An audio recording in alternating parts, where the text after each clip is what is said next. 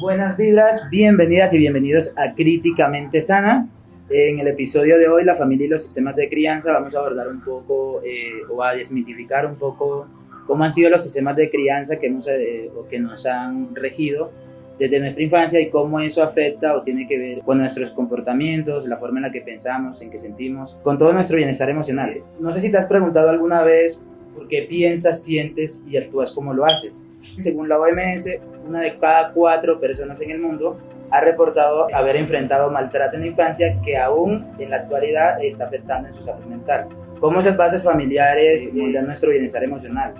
Esas cargas que llevamos que no son nuestras, que no son tuyas, que no son mías, y qué podemos hacer para soltarlas conscientemente y ganar más libertad emocional. Hoy nos encontramos en este capítulo no para romantizar la familia ni para idealizarla, sino que venimos a cuestionar un poquito, a proponer caminos más reales y a compartir herramientas prácticas.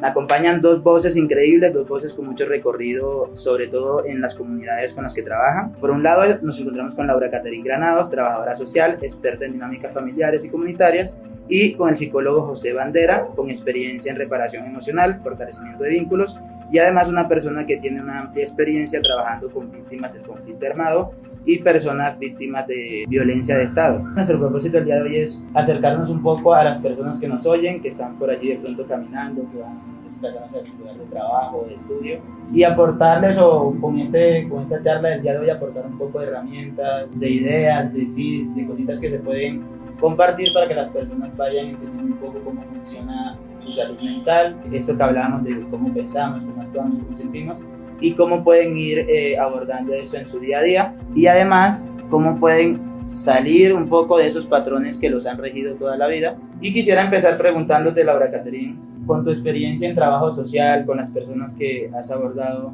en tus diferentes espacios, ¿cómo crees tú que la estructura social y de poder histórica que se configura en nuestros hogares afecta? Bueno, creo que durante muchísimos años la figura que nos han marcado a nivel tradicional en lo familiar ha sido la familia nuclear, ¿no? La familia entendida como desde el papá, la mamá, los hijos y si se puede el perrito o el gato, sí, como esa estructura que es normal, ¿no? Que es lo que está bien dentro de la sociedad y que empieza a regirnos sin tener en cuenta que durante las vivencias de cada uno la familia va cambiando. Estos sistemas familiares nunca han sido estáticos, por más de que la sociedad nos ha tratado de vender un ideal, ¿no? De qué tenemos que conseguir nosotros para estar en la cúspide de la perfección en las estructuras familiares, ¿no? Entonces tenemos como dentro de nuestras culturas que eso se sale totalmente de lo real, porque son muy pocas las familias nucleares que realmente se consolidan de una manera pues que realmente está bien, ¿no? Porque aparecen entonces los nuevos modelos familiares. Entonces la familia que está a nivel monoparental, la homoparental. La mono es solamente con un papá o con la mamá y los hijos. La homo, entonces ya, los 2 papás o las 2 mamás, que es como un poco la que está en auge en la actualidad, o bueno, resaltándose un poco más. Pero también la familia extensa creo que en Colombia ha cobrado un papel muy importante durante muchísimos años. Creo que incluso es uno de los sistemas familiares que aquí en Colombia predomina, ¿no? Entonces la familia extensa comprendida como la mamá y los abuelos y los tíos y los hijos viviendo en una sola casa. Entonces empiezan a conformar como esas dinámicas familiares. Cuéntame un poco más, Laura, sobre eso de como esas nuevas familias que se están formando, porque definitivamente el sistema nos dice, como decías anteriormente, que hay un tipo de familia establecido, esa familia nuclear homoparental, que son mamá, papá, hijos, pero digamos, se puede llamar familia aquello que componemos, digamos, dentro de la sociedad, que a veces ni siquiera tenemos lazos sanguíneos con esas personas. Se puede configurar una familia a través de los afectos con las personas que nos rodean, a través como de los ejercicios del cuidado, de los ejercicios también como de trabajo por las comunidades. ¿Se le podría llamar familia a eso que se forma dentro? Yo creería que sí, y son esas familias que se van construyendo por elección, que si bien no hay un lazo de consanguinidad, incluso yo creo que estas cosas se van reflejando en nuestras comunidades indígenas también, ¿no? Entonces cada familia son un núcleo aparte, pero dentro de estas configuraciones comunitarias se van tejiendo relaciones que son más fuertes incluso que a veces las mismas de sangre. Entonces, no sé, yo lo sigo poniendo como en el ejemplo de las comunidades indígenas, y entonces cada familia va cuidando los hijos de la siguiente. Y se van tejiendo redes que incluso a veces son más fuertes que si los hermanos o los tíos. Incluso a veces se empiezan a denominar de estas maneras, ¿no? Entonces allá los gobernadores, los cabildos y demás figuras que allá en las comunidades están muy presentes, ya no se empiezan a ver como figuras de autoridad, sino como de respeto, como de esos lazos que van tejiendo de manera comunitaria. Ok, se podría decir que se reconocen como en esos espacios, en esas comunidades, la familia más allá del lazo de consanguinidad, y que incluso eso es lo que ayuda a fortalecer la comunidad, que ayuda a mantener a la comunidad en pie, en flote, activa. Sí, claro que sí, ese papel de lo comunitario creo que es muy importante, de tejer estas redes y de pensar que únicamente la familia no se configura por los núcleos pues que se conectan por la sangre, sino que van más allá, ¿no? Que vamos tejiendo en comunidad, que vamos tejiendo a partir de los relatos, de los círculos de la palabra, del intercambio de experiencias a nivel intergeneracional. Entonces los mayores compartiendo con los niños, que lazos se van tejiendo y que muchas veces no son familia, pero que se empiezan a configurar comunidades que son muy fuertes y que incluso aquí en Occidente, que somos nosotros, pues es lo que a veces nos hace falta, ¿no? Escuchar a nuestros mayores, escuchar sus experiencias, entender desde ahí cómo han vivido y cómo eso les ha permitido con sus errores y aciertos pues llegar hasta donde han llegado, ¿no? Como mantener esas luchas a nivel histórico. Muchas gracias, Laura. Y ahí les hago una cuñita, les voy adelantando que uno de nuestros capítulos, el siguiente o 2 capítulos después de este, vamos a estar hablando de las comunidades ancestrales y de cómo dentro de esas comunidades, dentro de las comunidades negras y indígenas de Colombia, se habla o se tratan los temas de salud mental, cómo ellos abordan esto, si tienen la misma palabra que nosotros usamos. He escuchado que se habla como del buen vivir, como del bienestar general dentro de las comunidades, y que incluye lo físico, lo emocional, lo espiritual y demás, pero eso es para otro capítulo. Entonces esténse pendientes que 1 o 2 capítulos después de este sale ese capítulo para que vayan entendiendo un poco más eso que ha introducido Laura. José, te quería preguntar a ti como psicólogo, ¿cómo estas dinámicas se traducen en emociones, en vínculos, en heridas, o cómo se traducen dentro de nuestro diario vivir estas situaciones, como de eso que venimos hablando? Y pues ahorita te voy a pedir, Laura, como que le cuentes un poquito a la gente quién eres, porque entramos directamente y nos gustaría también, creo que a la audiencia le gustaría escuchar quién eres. José, pues podrías empezar contándonos quién eres y respondernos esa pregunta. Bueno, la respuesta, algo interesante es, haces varias preguntas que casi no tienen una respuesta concreta. ¿El quién soy?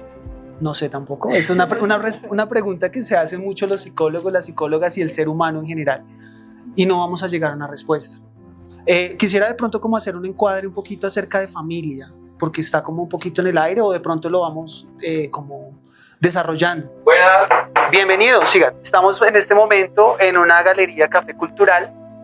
Le damos la bienvenida a los compañeros que llegan y estamos en una grabación de un podcast hablando acerca un poco del concepto de familia y varias categorías que implican este término y cómo se desarrolla en nuestra sociedad actual. Hay algo que me gusta mucho, es el lenguaje. Dentro del lenguaje podemos ir a los orígenes, a la etimología, y la palabra familia tiene una historia muy bonita. Familia viene del latín famulus, y famulus significa siervo. A veces preguntan, bueno, ¿qué se considera familia? Pues algún conjunto de integrantes que vivan en un mismo lugar, en una misma casa, por ejemplo.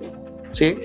Actualmente tenemos roomies, ¿no? Entonces vivo en un apartamento y tengo mi roomie, ya se convierte en mi familia, de una u otra manera. Okay. Pero también hay unos ejemplos como los seguidores a equipos de fútbol, en donde hay un patriarca o una matriarca, tienen un símbolo y todos van alrededor, viajan por muchas ciudades siguiendo su equipo de fútbol, comparten un mismo color, comparten un mismo lenguaje, comienzan con unos cánticos, se convierten en toda una cultura y se autorreconocen como familia.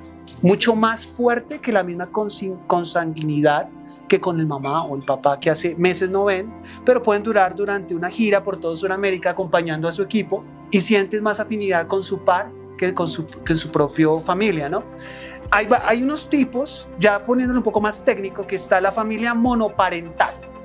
Tiene dos subdivisiones, la familia monoparental en línea materna, familia monoparental en línea paterna. ¿Qué significa esto? Monoparental es un solo pariente, ¿sí? Paterno es papá, materno, mamá. En el marco del conflicto armado en nuestro país, muchas familias llegan a nuestra ciudad en línea monoparental, materna. Una mamá con 5, 4 hijos. Porque las dinámicas de la guerra se enseñan. Exacto, porque en la ruralidad generalmente los grupos captan a los hombres y las familias, pues además de la devastación o los desaparecen, pues las mujeres quedan solas con sus hijos y se trasladan o se desplazan en la ciudad, a las grandes ciudades. Y hay un fenómeno bastante fuerte en eso, ¿no? Pero entonces, volviendo nuevamente, está la familia monoparental, está la familia nuclear, que es la que se conoce, la que se reconoce, y que ahí hay una carga simbólica, respondiendo un poquito a la pregunta, porque puede asociarse en nuestro país, es aún en su mayoría muy católico, apostólico y romano. Si nosotros vemos en nuestra religión, está la Gran María, ¿cierto? Sí. La Madre, la Purita, ¿cierto? Cuidadora, abnegada, entregada, ¿sí? Que soporta todo, que es el dolor que soporta el Cristo, que es el Hijo, ¿cierto? Y el Padre putativo José, entonces la Sagrada Familia. Y es un modelo, de una u otra manera, que inconscientemente desde el concepto religioso se inculca. Entonces las mamás deben ser como María, los papás deben ser como José y los hijos como Jesús, los salvadores. Okay. Eso ya hay una carga simbólica bastante fuerte, ¿no? Si lo vemos desde muchos ámbitos, pero eso viéndolo desde lo occidental. Ahora, si nos vamos un poco más allá desde lo colonial, los apellidos tienen una carga simbólica. Si vamos a un Hernández, Hernández significa hijo de Hernando. La EZ, que todos los apellidos que tengan EZ al final, significan hijos de. Martínez, hijo de Pérez, hijo de Pedro. Okay. Bermúdez, hijo de Bermundo, ¿sí? Rodríguez, hijo de Rodrigo. Cuando vemos de pronto que existen los Flores o los Iglesias o los Puentes, es porque estaban cerca de algunos de estos lugares, ¿sí? En estas villas, en estas provincias en España. Entonces vivía cerca a los Puentes, por eso el apellido Puentes. Vivía cerca a las Flores, vivía cerca a los Espigos, ¿sí? O también profesiones. Si era, digamos, licenciado. Te interrumpo ahí un momentito y te hago una pregunta, Andrés, y es... Entonces se podría llegar o se podría de pronto imaginar que estas personas que tienen apellidos como Puentes, Flores y demás, eran personas que vivían en lugares marginados o algo. Podría ser, ahí es cuando uno comienza a hacer el mapa o la genealogía, ¿sí?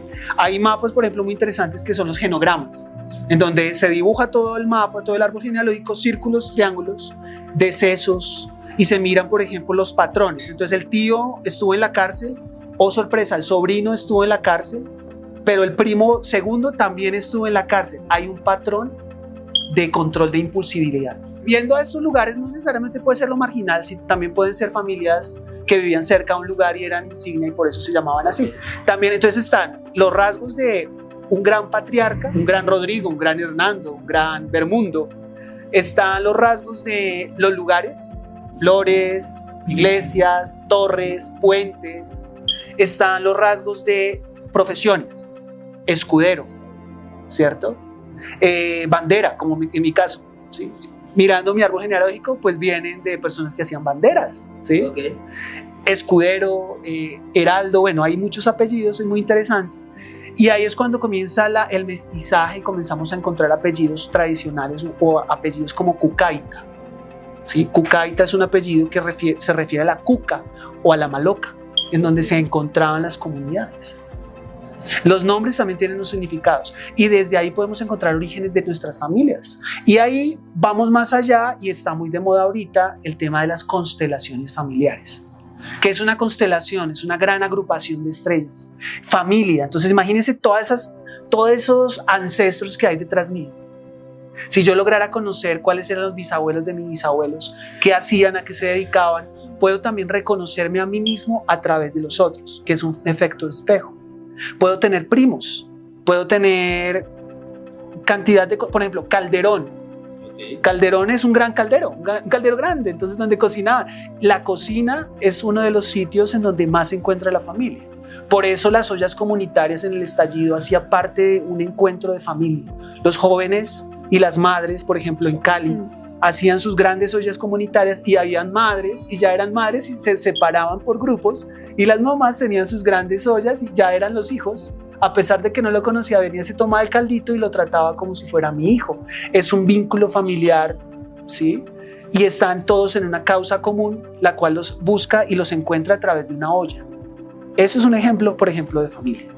Es muy hermoso, por ejemplo, cómo se puede desarrollar. Como hay personas que viven solo con su gatico, con su perrijo o su gatico, ¿cierto? Y tiene su gatico y es su hijo también, de una u otra forma. Entonces todo eso genera una carga también. En la época, por ejemplo, de Sigmund Freud, él hablaba del modelo de familia y generó unos patrones a través del psicoanálisis, los complejos, ¿no? Complejo de Edipo y el complejo de Electra. Para los que no conocen, pues hay unas historias de la tragedia griega en donde habla de que el niño se enamora de su madre.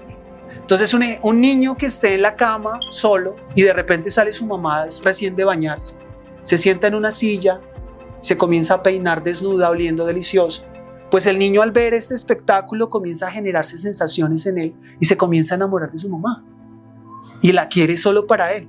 Pero viene el esposo y se le lleva a esa mamá, le arrebata, ¿no? Entonces ahí un complejo de Edipo. Viceversa, el complejo de Electra, que es la niña que se enamora de su padre. Eso en ese momento, ¿no? En una época de familia victoriana, en donde hay una estructura de familia, en donde la mamá debe ser la cuidadora, la protectora, el padre debe ser el proveedor, la fuerza masculina, la fuerza viril, el que manda, ¿sí? Actualmente ese patrón ya es obsoleto.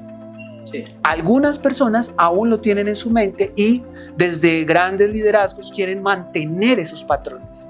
Y ahí es cuando comienzan los conflictos, porque ya no hay familias, por ejemplo, se habla de familias binarias, se habla de familias multiespecie, lo que mencionaba hace un momento, ¿no? Los gatos, los perros, la serpiente. El otro día iba por el parque de los hippies y veía a la chica con su marranito, ¿cierto? Sacando el marranito, y es como mi hijo, el marranito. Esas son familias multiespecie. ¿Desde dónde se puede observar el concepto de familia? Es muy diverso. Hay un punto en común y es afinidades y amor. Podríamos partir de pronto desde ahí. Pues no quiero extenderme tanto, pues porque... Sí, ya como que con lo que ya nos han contado ambos, deduzco un poco como que básicamente lo que hace a la familia, lo que genera esos lazos fuertes de la familia es el cuidado. O sea, es como, sí, como esa acción de cuidar, de estar pendiente de la otra persona. Si yo veo que alguien está pendiente de mí, que me cuida, entonces también me presto afecto, me abro más a esa persona, me apego más a esa persona.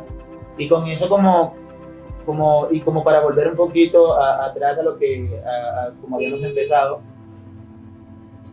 hay unas marcas grandes que quedan como de todos esos patrones de crianza, de esos sistemas que nos imponen, de esos modelos de crianza que vienen, como bien lo decías, o sea, vienen históricamente pasando y mutando, pero al final digamos como que llegan a lo mismo. Hoy no estamos viendo de pronto, y no lo estamos viendo, pero quizás sí está sucediendo, quizás no estamos viendo a la niña que se enamora del papá, o al niño que se enamora de la mamá, pero sí estamos viendo, no sé, casos contrarios donde el papá es un abusador o la mamá es una abusadora. Y digamos con esto, yo pregunto nuevamente como, desde la psicología, ¿cómo crees tú que todos esos patrones que nos van inyectando desde la infancia se traducen como en emociones en la vida adulta? ¿Sí? En esas formas, en cómo pensamos y cómo actuamos en la vida adulta.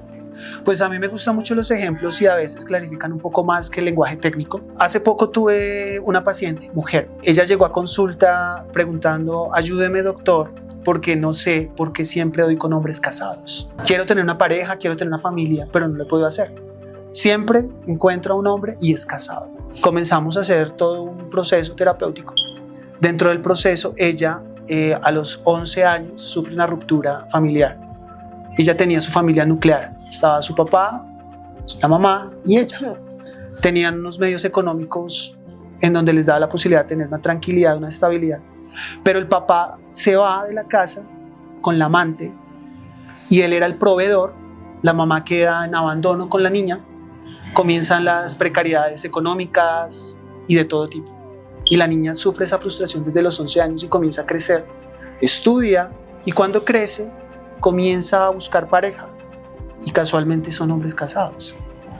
ahí vemos el patrón y lo encontramos con ella, y es que está buscando a su padre perdido. Está buscando ese papá que le arrebató esa amante, y entonces inconscientemente se da cuenta de que cuando a los 11 años, ¿quién se quedó con el papá? La amante. Ella quiere esa amante para recuperar a su papá. El momento en que llegamos a ese punto de encontrar eso, porque no siempre, digamos, o sea, inconscientemente sabemos con quién vamos a tratar, ¿sí? Ella decía, bueno, yo no les veía el anillo, pero hay unos patrones en donde se puede identificar si el hombre es casado o no. Inconscientemente ella estaba buscando a su papá. Y al encontrar eso, pues ya comienza un proceso de insight, ¿sí? De encontrarse, uy, sí, estaba haciendo eso, estaba buscando a mi papá. Y comienza ya a tener otro tipo de relaciones, ¿no? Eso, por ejemplo, podemos ver cómo la afectación de la ruptura de su familia nuclear, ¿sí? Como hay personas que crecen solo con la mamá durante su vida, ¿sí? Hay estudios que se han determinado, pero no es igual para todos los seres humanos. Entonces no tenemos un patrón que diga, si falta papá o falta mamá, el hijo va a ser drogadicto, o la hija va a ser prostituta o ladrón. No, eso depende de muchos factores. Depende de la educación, depende del canal de afecto. Entonces no depende mucho de lo biológico, sino de la red que tenga, ¿no? Okay. Entonces ahí seríamos muy eclécticos. Estamos hablando ya de psicoanálisis, de sistémico, de muchos factores, pero en realidad la sociedad es así actualmente. Es que hablando precisamente de estudios, hay un estudio de la Universidad de California que dice que las personas que en su infancia vivieron 2 o más eventos de violencia son 2.5 veces más propensas a desarrollar como riesgos de depresión en la adultez, riesgos de su salud emocional. Laura, te pregunto entonces, ¿cómo percibes que las bases familiares marcan las formas en que nos cuidamos emocionalmente? Digamos, José nos compartió un poco de cómo ciertos patrones que vemos en el desarrollo de la infancia nos marcan para luego repetirlos en la vida adulta si no los tenemos en cuenta, pero ¿cómo podemos encontrar como bases de cuidado emocional en medio de estos mismos patrones de comportamiento, en esos mismos patrones de crianza?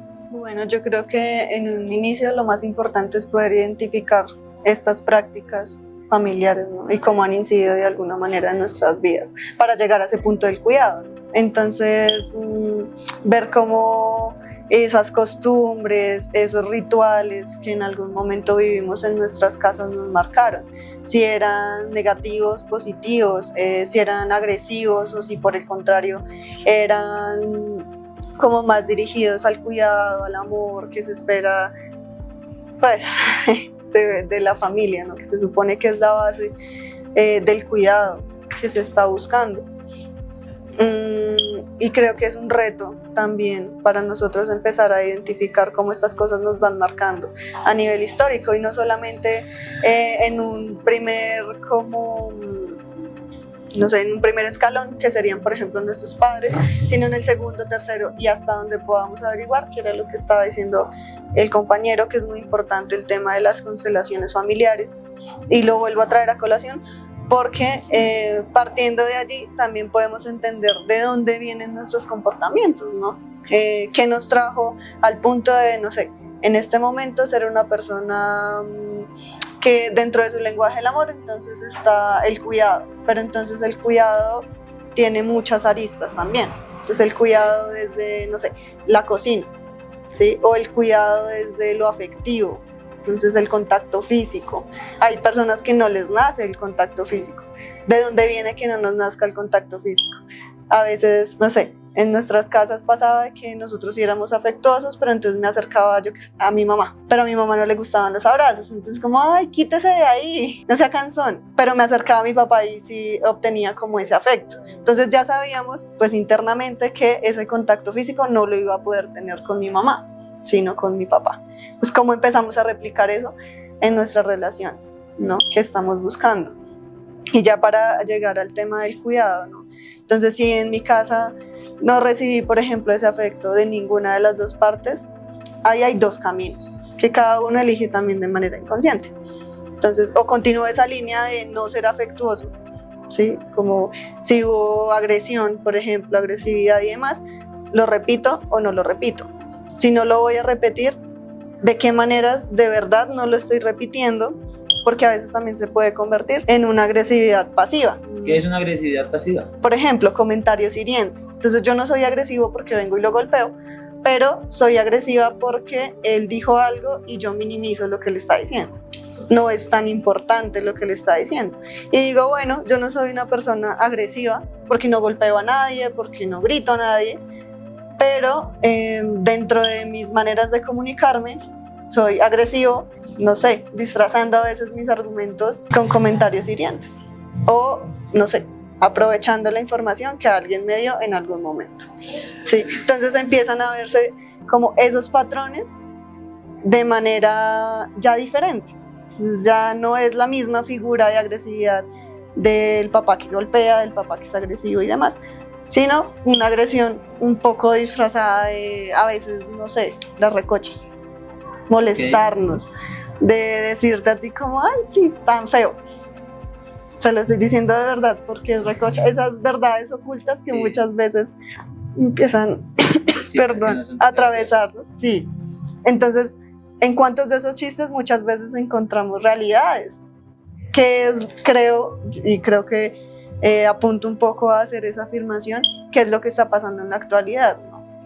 Entonces ya, claro, ahorita no está permitido la agresividad de manera como hace muchos años, que estaba bien, para todos estaba bien, como los gritos, los golpes y demás. Ahorita ha venido el auge de rechazar, total, de rechazar contundentemente eso, los golpes en la familia, los gritos, que tenemos rutas de atención, por ejemplo, para los niños cuando están siendo violentados en sus casas, que ya somos un poco más conscientes que hace 20 años de que si hay una casa donde están gritando al niño o pegándole, por ejemplo, no sé, con una correa y se escucha. Yo me acuerdo, yo soy de Casanare y yo me acuerdo que un poco de esas prácticas machistas son muy notorias. Entonces uno a veces normalizaba que al niño le estuvieran pegando con la correa y que se escuchara, ¿sí? Y nadie hacía nada hace 20 años. ¿Qué pasa si ahorita eso empieza a pasar, por ejemplo, acá en Bogotá, en los conjuntos, en los barrios que son cerrados, en los sectores populares? Yo creo que es un punto muy interesante en la actualidad porque ya hay más personas que rechazan contundentemente esto y estas líneas, bueno, de alguna manera empiezan a ser canales para hacer valer los derechos de los niños, ¿no? Y que ya entendemos un poco el concepto también de qué es un derecho para un niño, pues que no tenga agresiones físicas, que su ambiente familiar, independientemente de la estructura que sea, esté libre de violencias, sí, de violencias de todo tipo. Yo me acuerdo que en algún momento conocí un caso, no en modo de trabajadora social, sino que estaba más pequeña, pero ahorita lo puedo analizar así. Y es que había violencia en esa casa porque todo el barrio la escuchaba. Además eran unos niños, una familia que venía como de Medellín, entonces le decían los paisas, y habían 2 niños y una niña. Al niño mayor lo golpeaban mucho con correas, allá es como, pues entre comillas no está bien, pero como esos castigos, ¿no? Al niño del medio no le hacían nada y a la niña pequeña no la golpeaban, pero la mamá la trataba muy mal. Entonces para entrarla, entonces la trataba de que era una inútil, que no servía para nada, que otra vez lo mismo. Entonces se veía como los tipos de violencia en diferentes escalas, ¿no? Desde lo físico hasta lo emocional, que son cosas que empiezan a cuestionarnos en nuestra vida adulta sin que nosotros nos estemos dando cuenta. Es como buscamos esas estrategias de cuidado cuando grandes, cuando todavía no identificamos qué es. Yo creo que esa es una de las claves para llegar al cuidado, empezar a identificar cuáles fueron esos patrones que a nosotros nos marcaron, ¿sí? Entonces, si continuamente mi mamá o mi papá o mi abuela me dijo toda la vida que yo no servía para nada y que nadie me iba a querer, que porque, no sé, en el colegio no me iba tan bien como debería haberme ido, como en notas, en calificaciones y demás. Entonces, ¿cómo me configuro yo para decir no me merezco esto, ¿no? Y como no me lo merezco, entonces empiezo a hacer cosas y hay un concepto que a mí no me gusta tanto, pero el autosabotaje. Entonces, como cuando me empieza a ir bien, empiezo a decir no, me cohíbo de relacionarme con tal persona o me cohíbo de establecer relaciones de este tipo, o cuando ya estoy bien en esta relación, empiezo a hacer cosas para reforzarle a mi cerebro que yo no me merezco esto. Cuestionar de cómo llegué aquí, eso se va a desboronar en cualquier momento porque pues no me lo merezco y no hice nada para llegar acá. Como de eso bueno no dan tanto, que es una frase que a veces a uno lo marca un montón y que uno está feliz y contento, pero empieza la preocupación de algo malo va a pasar. Okay. No sé por qué, pero algo malo va a pasar porque todo esto está muy bien y todo esto está muy tranqui. ¿Qué va a pasar de malo? Lo que viene malo va a ser peor porque estoy bien. Y mira que hay dentro de eso, y para las personas que nos escuchan, hay algo muy importante con este tema de algo va a pasar o algo va a suceder y siempre estamos. Y es que realmente, y esto puede sonarles un poco extraño, quiero dejar claro que acá no hay religiones, no hay sectarismo de nada, acá todas las voces están como para ser escuchadas.